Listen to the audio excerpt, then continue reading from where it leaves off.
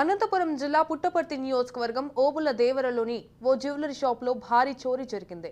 అర్ధరాత్రి సమయంలో jewellery shop లేక చొరబడిన గుర్తు తెలియని దుండగులు 20 లక్షల విలువ గల బంగారం వెండిని ఎత్తుకెళ్లారు. ఓబుల దేవర చెరువుకు చెందిన రామచారి పవిత్ర జ్యువెలరీ దుకాణానికి ఆనుకొని ఉన్న మరో ఇంటిలోకి ప్రవేశించిన దుండగులు ఆ ఇంటి నుంచి గోడకు రంధ్రం వేసి దుకాణంలోకి ప్రవేశించి 290 గ్రాముల బంగారం, కిలో వెండి చోరీ చేశారు. ఉదయం యథావిధిగా షాపుకు వచ్చిన రామచారి లోపలికి వెళ్లి చూడగా చోరీ జరిగినట్లు గుర్తించి వెంటనే పోలీసులకు ఫిర్యాదు చేశాడు. కేసు నమోదు చేసుకున్న పోలీసులు దుకాణానికి సమీపంలో ఉన్న సీసీ కెమెరాల ఫుటేజీలను పరిశీలిస్తున్నారు.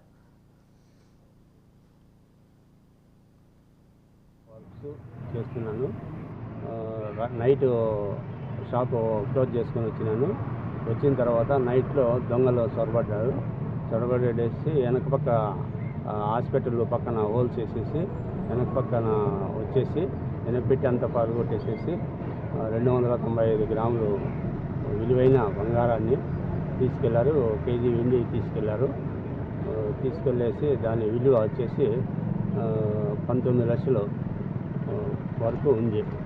పోలీసు వారు సహకరించి న్యాయ విచారణ